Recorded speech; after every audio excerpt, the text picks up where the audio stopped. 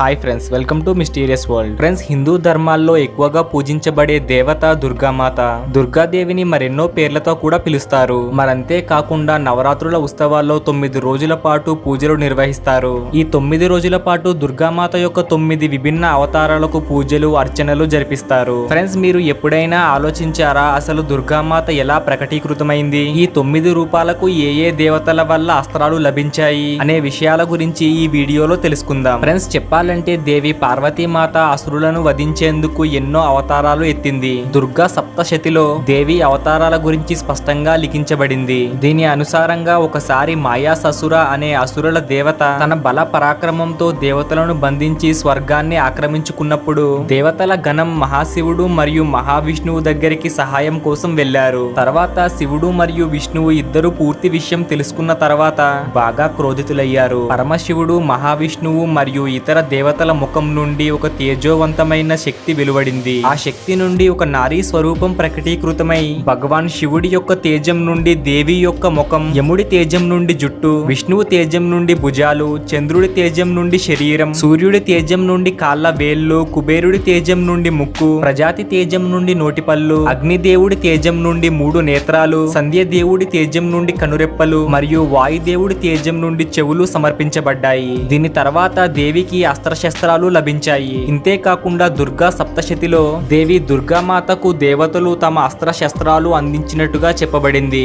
కూర్చుని ప్రసన్న ముఖంతో మహిషాసుర మర్దిని భగవతి మహాలక్ష్మిని పూజిస్తూ దేవి చేతిలో అక్షరాల, బల్లెం, గద, బాణం, పిడుగు, పద్మం, ధనస్సు, కూడిక, దండ, శక్తి, కవచం, శంఖం, గంట, తేనెతో నిండిన పాత్ర, శూలం, పాశం మరియు చక్రాన్ని ధరించి చేసింది. ఇందులో ఎన్నో ముఖ్యమైన దివ్య శక్తులు వేరే దేవతల నుండి దేవికి ప్రసాదించబడ్డాయి. మాత యొక్క కుడి చేతిలో ఎల్లప్పుడూ త్రిశూలం ఉంటుంది. ఈ త్రిశూలాన్ని స్వయంగా మహాశివుడు తన త్రిశూలం నుండి ప్రసాదించాడని చెప్పుకుంటారు. అదే విధంగా శక్తి దివ్యాస్త్రాన్ని అగ్నిదేవుడు ప్రసాదించాడు. మహిషాసుర దుర్గామాత మధ్య యుద్ధం జరిగినప్పుడు మహిషాసుర తలను తన ధ్వనితో కంపనాన్ని సృష్టించగలదు. అలాంటి శంఖం యొక్క ధ్వనిని విన్నప్పుడు రాక్షస సేన భయంతో యుద్ధ భూమి నుండి పారిపోయేది. ఈ అద్భుతమైన శంఖాన్ని దుర్గాదేవికి వరుణదేవుడు ప్రసాదించాడు. ఫ్రెండ్స్, ఈ 3 లోకాల్లో ఏదైనా ప్రమాదం వచ్చినప్పుడు కేవలం దుర్గామాత మాత్రమే కాపాడగలదు. ఒకసారి రాక్షసుల గణం దుర్గామాత వైపు ఆయుధాలతో వచ్చినప్పుడు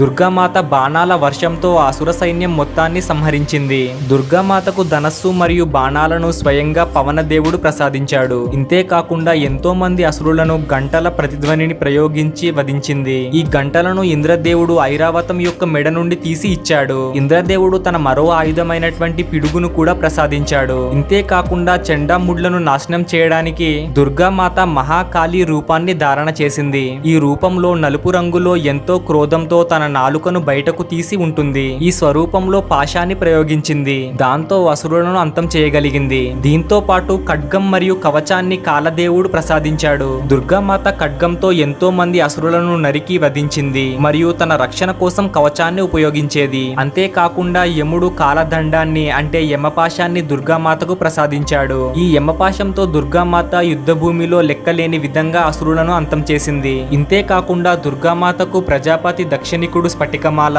బ్రహ్మదేవుడు కమం ఖండం, ఇంతేకాకుండా దుర్గామాతకు ప్రజాపతి దక్షిణికుడు స్ఫటికమాల, సూర్యదేవుడు తన తేజస్సుని, సముద్రదేవుడు వస్త్రాలు, ఆభరణాలు మరియు ముత్యాలు, సరోవరుడు ఎప్పుడూ వాడిపోని కమలం మరియు పర్వతరాజు హిమాలయ సవారీ కోసం ఒక శక్తివంతమైన సింహాన్ని ప్రసాదించారు. అందరి దగ్గర నుండి శక్తులను ప్రాప్తి చెందినప్పుడు ఆ మహాదుర్గ మహిషాసురుని వధించి పునర్ధర్మాన్ని స్థాపించింది. అలాగే మహిషాసురుణ్ణి వధించడం కారణంగానే దుర్గామాతను మహిషాసుర మర్దిని అన్న పేరుతో పిలుస్తారు. సో ఫ్రెండ్స్, ఈ రోజు వీడియోలో దుర్గామాత ఎలా జన్మించింది మరియు దుర్గామాతకు ఏ దేవతల దగ్గర నుండి ఏ అస్త్రాలు ఇవ్వబడ్డాయి అన్న విషయాలు తెలుసుకున్నారు కదా. మీకు ఇందులో ఏ విషయం బాగా నచ్చిందో కామెంట్ సెక్షన్ లో కామెంట్ చేసి తెలపండి. Thank you friends, thank you for watching.